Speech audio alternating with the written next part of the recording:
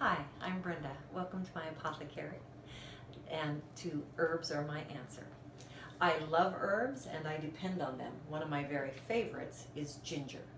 Ginger is a wonderful anti-inflammatory. It is also really good for your lymphatics. So if you happen to have a condition like lipedema or lymphedema, where your lymph doesn't drain properly, it is a wonderful way to use a natural product to help your body function better. We'll start by going to the kitchen. I'll teach you how to dry the ginger first, and then I'll teach you how to infuse it into an oil, which you can just rub on. You can also make it into an actual salve that's a little easier to manage if you want to do that as well. I'll meet you in the kitchen.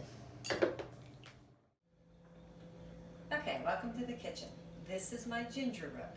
You can buy it at any local grocery store. You can usually get organic as well as regular.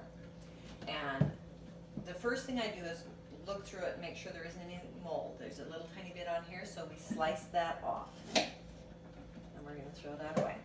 And then you'll break off any of the little pieces and look for any mold in these areas. That's all you really have to do. Then we make sure that we wash it really good. I have this little chain scrubber that I like, so I use it on all of my stuff.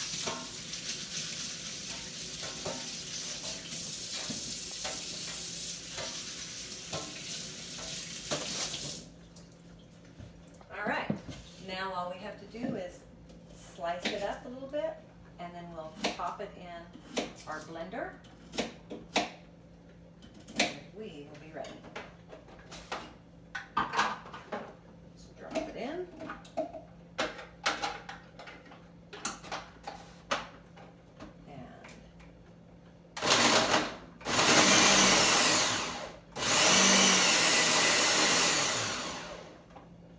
That's all there is to it. It just takes seconds. Then you spread it out onto a pan. I like to use a pan like this that is not, it can either be stainless steel, anything but aluminum. Glass also works fabulous. Then you just scrape it on.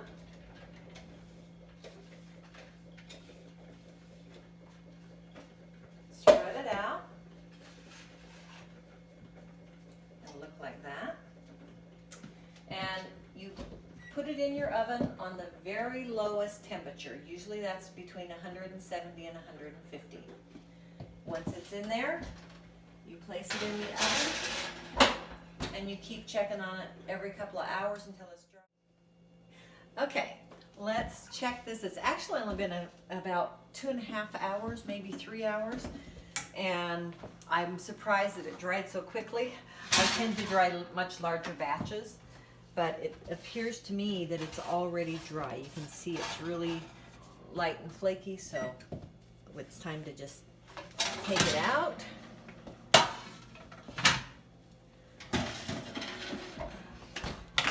I always feel it with my hand. Oh yeah, that's nice and dry. Okay, our ginger is dried, and we're going to need 1 cup of ginger and 2 cups of oil. The reason that we use dried ginger instead of the regular ginger is that it can develop mold fairly quickly, and so I always encourage you to dry your ginger first.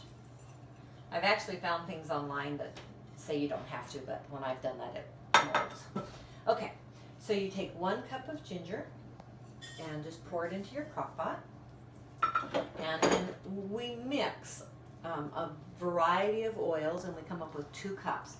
I'm going to start with avocado because it's one of my favorites, and I'm going to put in about a half a cup of this.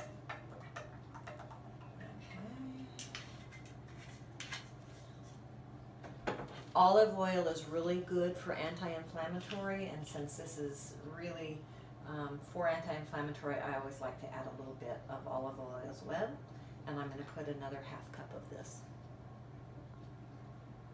Okay, I now have 1 cup of oil, and I'll need 1 more. Emu oil is actually an animal oil, but it's quite helpful for arthritis and all sorts of pains. So So I like to add that to my ginger oil because I use this on my legs for my lipedema. And jojoba oil is just wonderful because it helps get into the system quite rapidly, and it just feels wonderful. It's really smooth and kind of luscious. All right, so all you do is you just pour that in.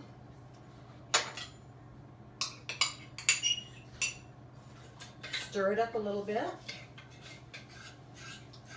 Oh, it smells so good. I love that smell.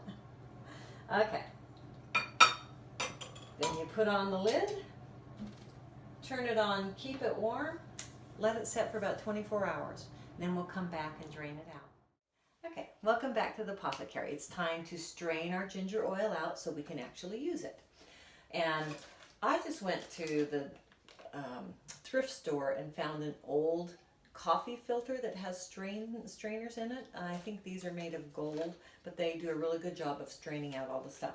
I also add a paper coffee filter, and I like to use the brown ones, which are not bleached, because the bleach actually adds additional chemicals to your stuff that we don't want. Okay, it's really important to always use hot pads. Ask me how I know sometime. Okay, and all you do at this point is we just take the ginger and the oil and we pour it into our little container.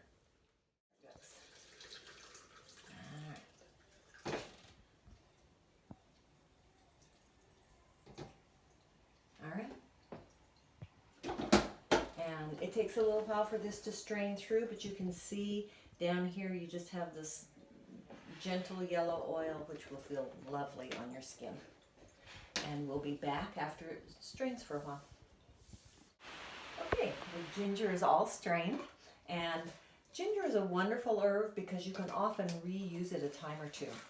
And I'm going to kind of grab this up if I can, and I like to squeeze out the last little bit.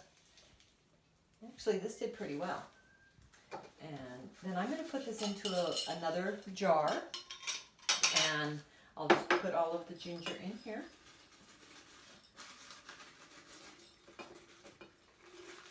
And then I will fill this with another cup of oil, and I will let this sit on my heater vent for about 2 weeks, and then I'll be able to get additional oil from this same herb. All right, that's really all you do. Now I just pour it into a little jar.